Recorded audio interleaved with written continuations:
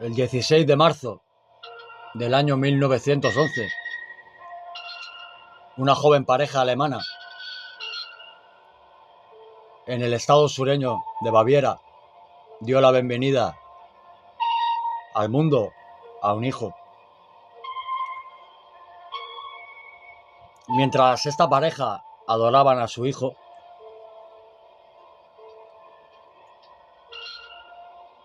pensaban en qué tipo de aventuras le depararía el futuro junto a su hijo. Pero por nada en el mundo esos padres llegarían a imaginar que el nombre de su hijo sería sinónimo de los peores crímenes que se han cometido contra la humanidad.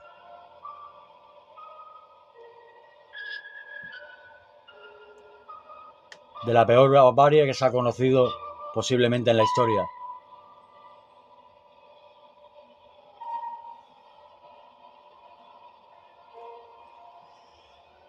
Esos padres llamaron a su hijo Joseph.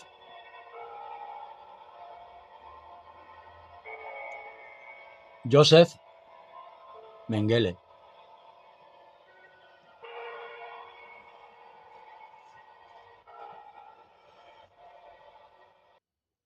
Pero más tarde se ganaría el apodo de Thomas Engel, que en inglés significa el ángel de la muerte. El joven Joseph comenzó a mostrar signos de avanzada inteligencia a muy temprana edad, demostrando habilidades y aptitudes para el arte, para la música, para el deporte, para las ciencias.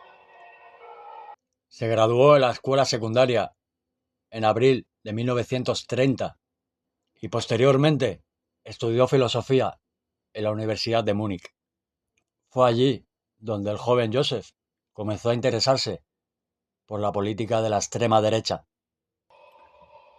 Al año siguiente se unió a una organización conocida como los Cascos de Acero, un grupo paramilitar compuesto principalmente por excombatientes de extrema derecha de la Primera Guerra Mundial, organización que tenía estrechos vínculos con el partido nazi. Tan estrechos lazos que poco tiempo después fueron absorbidos por el aparato paramilitar del ejército nazi, las Sturmbannführung, o más conocido como las SS, SA, la Sturmbannführung SA, con un joven Joseph siguiéndolos muy de cerca. 2 años después de su graduación en la Universidad de Múnich, en el año 1935, Joseph consiguió trabajo en el Instituto de Biología Hereditaria e Higiene Racial de Frankfurt. En ese momento, Hitler y las tropas nazis ejercían un total control sobre la población alemana. Y como obviamente el mismo nombre sugiere, el Instituto de Higiene Racial no era más que otra herramienta para llevar a cabo e implementar su plan aterrador sobre la población alemana. Cuando fue contratado por el Instituto de Frankfurt, Joseph era un nazi fanático y estaba completamente inmerso en sus horribles pseudociencias raciales. Pero no solo la raza era lo que le fascinaba a Joseph, sino la genética en general. Y bajo la tutela del famoso genetista alemán Ottmar von der Suber, Joseph desarrolló una obsesión casi maníaca y compulsiva por los gemelos idénticos. En 1938, Joseph presentó su tesis que se basaba en los factores genéticos que se encuentran en fisuras labiales, mentonianas o palatinas.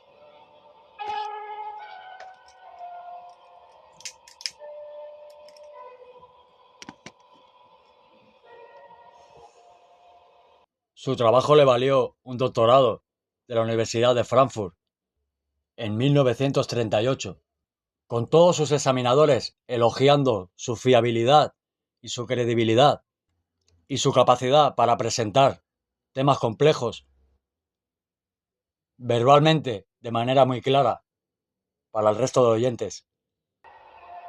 El joven estudiante de medicina y fanático nazi ahora era el doctor Joseph Mengele.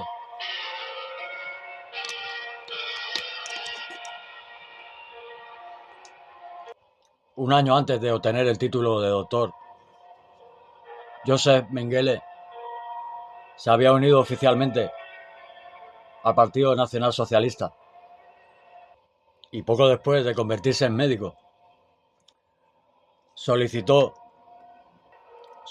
unirse al grupo de protección oficial de élite del mismísimo Führer,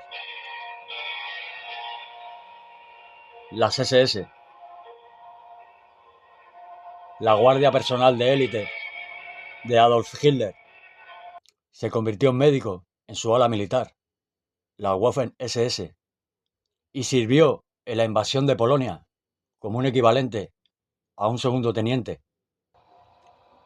Una vez invadido y disuelto el Estado polaco, Mengele fue asignado a la oficina de raza y asentamiento de las SS, donde se dedicaba a evaluar los antecedentes raciales de ciertos candidatos antes de su posible adopción como ciudadanos alemanes arios genéticamente hablando. Unos años más tarde, durante la invasión internacional, aliados con la Unión Soviética, Mengele fue gravemente herido tras una batalla muy cerca de la ciudad de Rostov. Se le concedió la Cruz de Hierro de primera clase, la insignia de herido en negro y la medalla por el cuidado del pueblo alemán. Pero más tarde fue declarado médicamente como no apto para el servicio militar. Durante el verano de 1942, incapaz de luchar, pero aún con ganas de seguir sirviendo al Tercer Reich, Joseph fue transferido a la oficina de raza y asentamiento de la SS en Berlín, donde continuó su trabajo con el famoso genetista, quien para ese momento era jefe del Instituto de Antropología, Herencia Humana y Eugenesia. Mengele y von der Schubert disfrutaron de una relación laboral bastante fructífera, pero tan solo después de unos meses de investigación conjunta, el científico mayor hizo una sugerencia a su colega más joven. Von der Schubert había recibido noticias de un programa científico secreto del partido nazi, que estaba involucrado y basado en un proyecto de investigación de vanguardia en algún lugar del sur de Polonia. A Mengele le prometieron que si se unía al proyecto podría disfrutar de privilegios como tener acceso a las condiciones de laboratorio propio, herramientas, financiaciones, y que además tendría el potencial de convertirse en uno de los académicos más destacados en su campo. No hace falta decir que Mengele no necesitó mucho tiempo para asimilar, reflexionar y aceptar la propuesta. Y en pocos días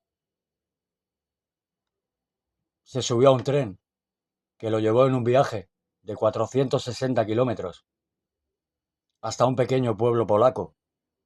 En este punto muchos de los viajeros del tren se apearon, pero para el doctor Mengele ese no era su destino final.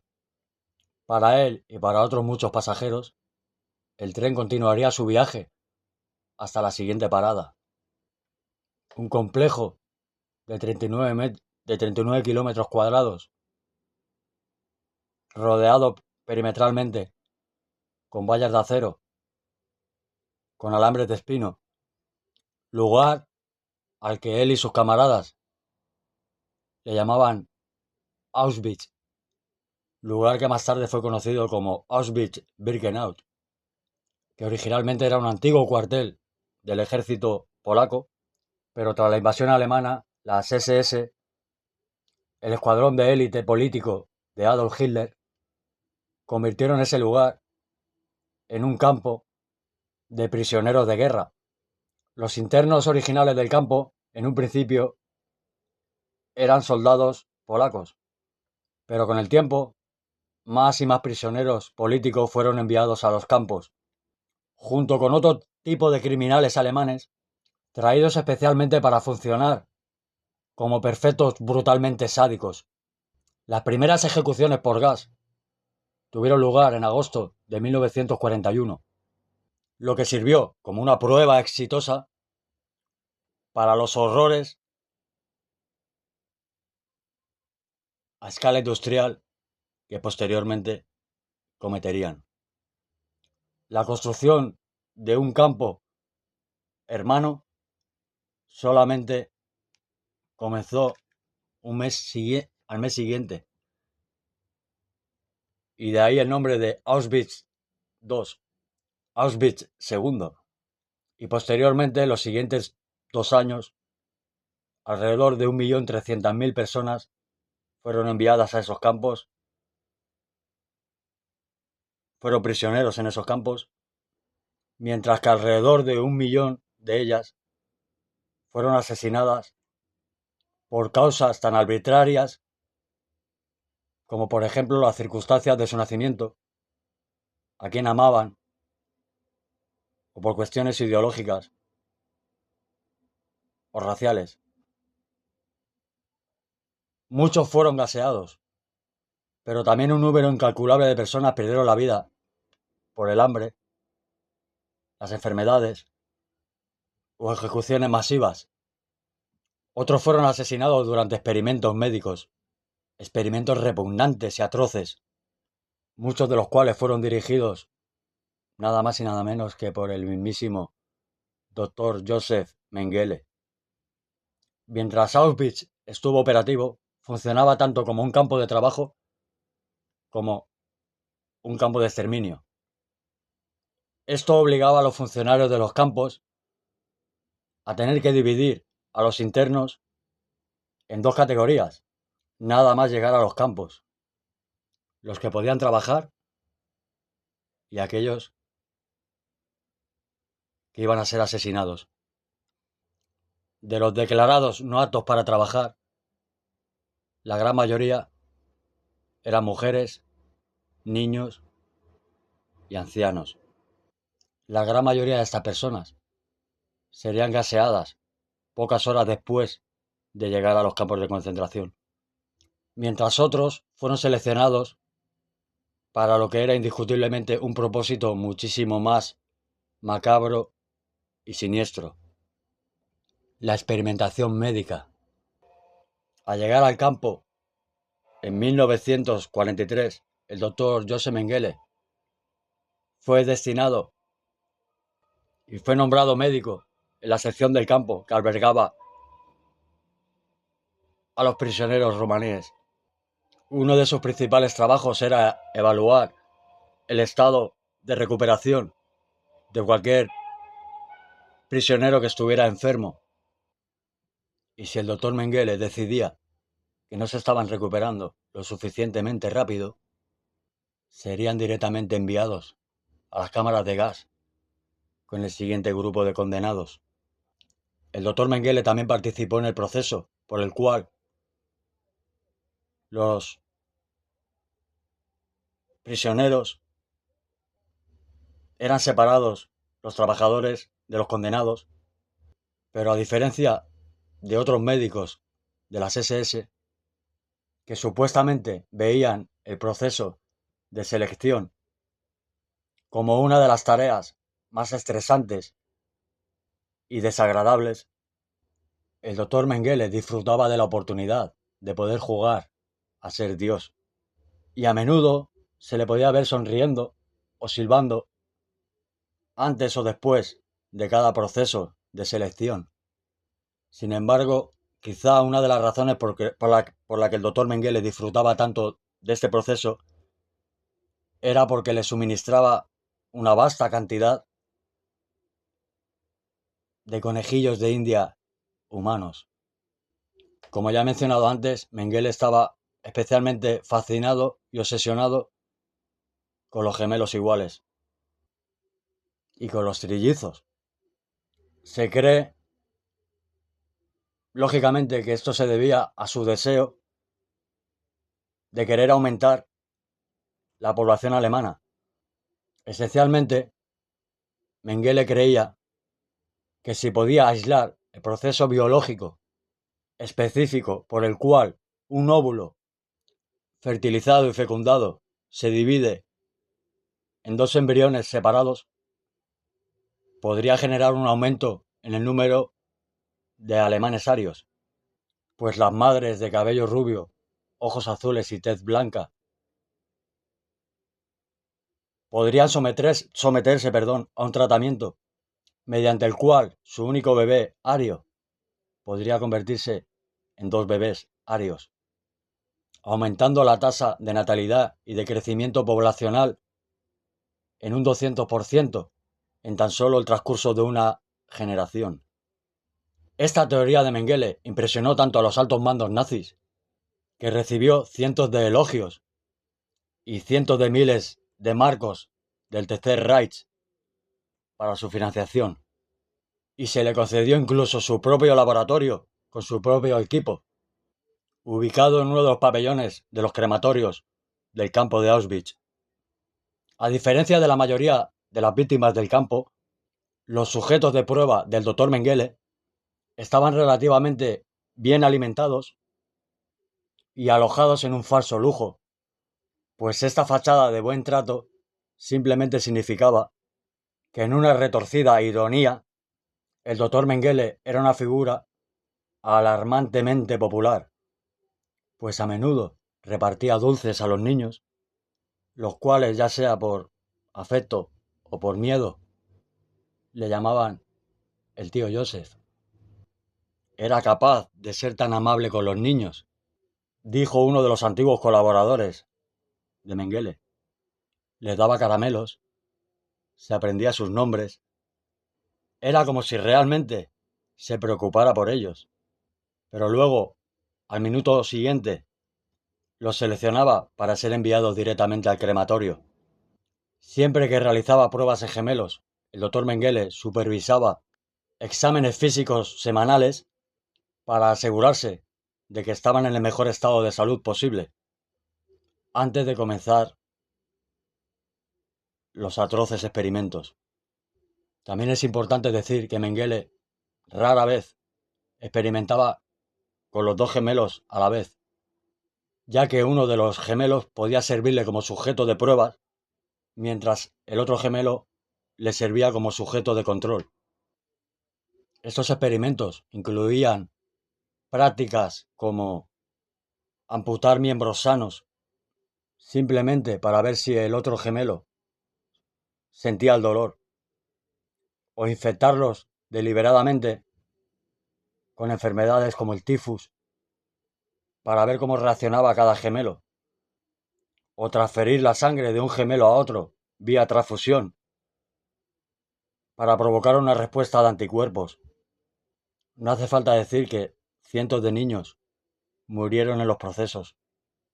Incluso aquellos que lograron sobrevivir, eventualmente, fueron ejecutados y disecados para el beneficio de informes post-mortem comparativos. En una ocasión, el Dr. Mengele asesinó a 7 pares de gemelos en tan solo cuestión de minutos, al inyectarles cloroformo directamente en sus corazones.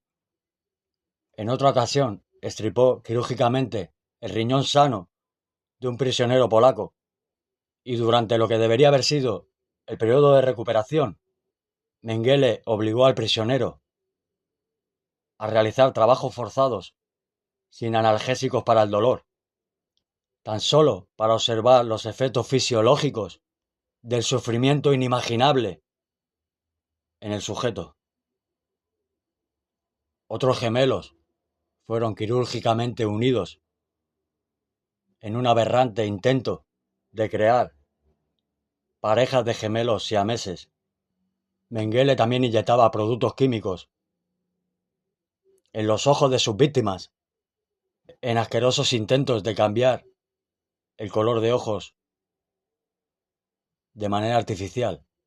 Incluso a veces los sometía a tratamientos innecesarios, con drogas, rayos X, lobotomías, con el simple propósito de registrar los resultados que mostraban los pacientes.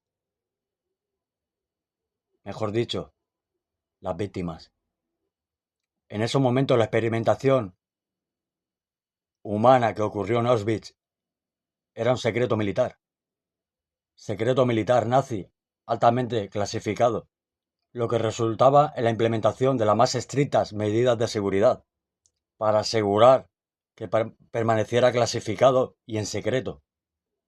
Para los prisioneros, eso significaba que cuando su tiempo como sujetos de prueba llegaba a su fin, eran inmediatamente ejecutados. Los monstruos de las SS no podían arriesgarse a que sus enemigos descubrieran la magnitud de sus atroces crímenes contra la humanidad. Y los niños muertos no cuentan cuentos. Cuando el doctor Mengele comenzó sus experimentos horripilantes, la Alemania nazi aún confiaba en que iban a ganar la guerra. Sin embargo, para enero de 1945, los nazis ya estaban barajando un resultado totalmente diferente. Francia había sido liberada, Italia había sido derrotada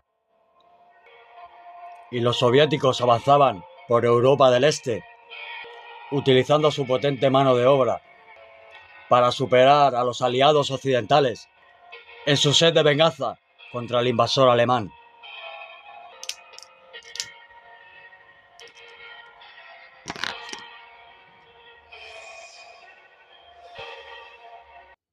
Cuando el Ejército Rojo llegó al sur de Polonia, las SS comenzaron la evacuación de los trabajadores de Auschwitz mientras coordinaban la liquidación de sus últimos prisioneros. Decenas de miles de rusos, polacos, homosexuales y judíos fueron gaseados en turnos que continuaron sin cesar sistemáticamente durante días y días, hasta que un día, simplemente, las SS desaparecieron. Para cuando los soldados soviéticos miraban con horror la maquinaria de muerte industrial del ejército nazi, cuando los soviéticos descubrieron toda la maquinaria criminal que el ejército nazi había construido, para entonces el doctor Joseph Mengele ya se había deshecho de toda insignia de las SS. Se había disfrazado de un oficial del ejército común y había escapado hacia el oeste, a Checoslovaquia. Desde allí continuó su viaje hacia el oeste, hasta terminar rindiéndose ante los estadounidenses bajo una identidad falsa, en junio de 1945.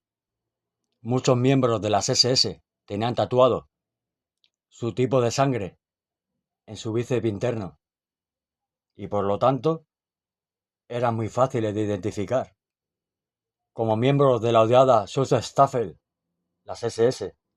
Por alguna razón que desconocemos, el doctor Mengele no tenía ese tatuaje y debido a la desorganización general del proceso de identificación de los aliados nazis, pudo permanecer sin ser detectado. Finalmente fue liberado solo un mes después y obtuvo documentos de identidad falsos bajo el nombre de Fritz Hollmann. Increíblemente, Mengele posteriormente regresó a la Polonia ocupada por los soviéticos para buscar toda la documentación que le implicaba en los crímenes contra la humanidad del ejército nazi, del Partido Nacional Socialista Alemán, consiguiendo destruirlos casi por completo y consiguió permanecer sin ser detectado hasta 1949, cuando su miedo a ser descubierto lo llevó a huir a Argentina, bajo la identidad falsa de un campesino bávaro llamado Helmut Gregor. En la capital argentina, en Buenos Aires, el doctor Mengele encontró trabajo como carpintero, mientras se alojaba en una humilde pensión suburbana. Increíblemente se sintió tan cómodo viviendo en Argentina, que se convirtió en representante de ventas para la empresa de equipos agrícolas de su familia, Carl Mengele & Sons. Los archivos publicados por el gobierno argentino en 1992 indican que Mengele pudo haber practicado la medicina de manera ilegal en la capital argentina, incluyendo la realización de abortos. Más tarde, en 1956, Mengele logró tener una copia de su certificado de nacimiento original y la utilizó para solicitar un pasaporte argentino con su verdadero nombre original. Y una vez que pudo viajar internacionalmente, con total libertad, Mengele realizó una peregrinación emocional a la nación de su nacimiento, donde se reunió con su cuñada viuda, Marta, antes de pasar una semana en su ciudad natal de Würzburg, en Baviera. También tuvo una emotiva reunión con su único hijo, Rolf, aunque bajo la impresión de que Mengele no era su padre, sino que era su tío paterno. Después de regresar a Sudamérica, en septiembre de 1956, Mengele estaba tan seguro de que había escapado de sus crímenes que abandonó todas sus identidades falsas y comenzó a vivir abiertamente. Muy pronto fue seguido por su cuñada y por su hijo, y el trío comenzó a vivir juntos en la casa de Mengele, en la capital argentina, en Buenos Aires.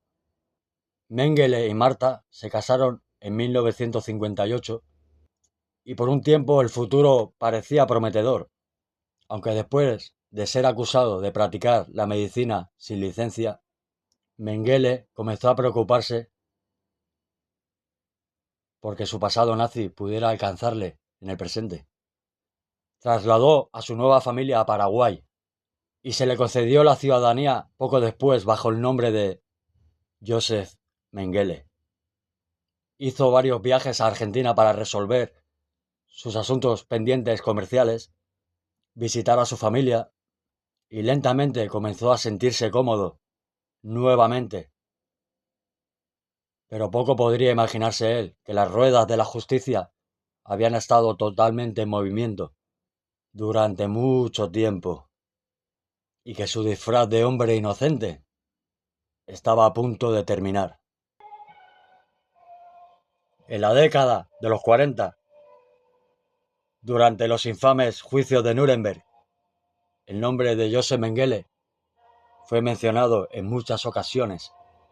Sin embargo, dado que había escapado por completo de la red de captura de nazis, aquellos responsables de su detención asumieron que Joseph Mengele estaba muerto.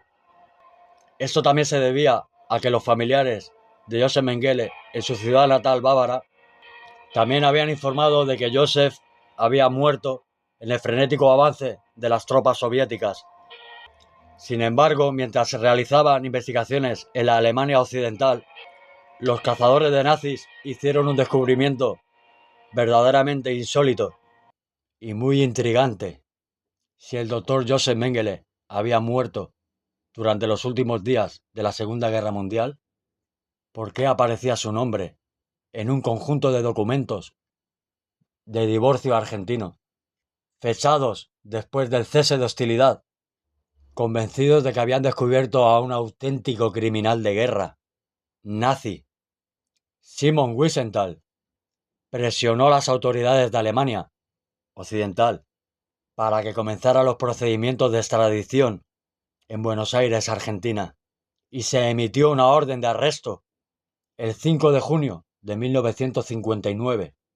Wiesenthal quedó tan sorprendido y encantado cuando Argentina admitió abiertamente que albergaba y daba asilo al doctor Joseph Mengele, aunque quedó decepcionado al descubrir que había huido a Paraguay. Y frustrado con la falta de cooperación de Sudamérica, Wiesenthal informó a la agencia de inteligencia israelí, el Mossad, que sospechaban que Mengele vivía en una granja rural en Paraguay, muy cerca de la frontera con Argentina. En el verano siguiente, en mayo de 1960, el jefe del Mossad esperaba capturar a Joseph Mengele en la misma operación que llevó al oficial nazi Adolf Eichmann ante la justicia. Sin embargo, a diferencia de Eichmann, Mengele demostró ser mucho más difícil de rastrear.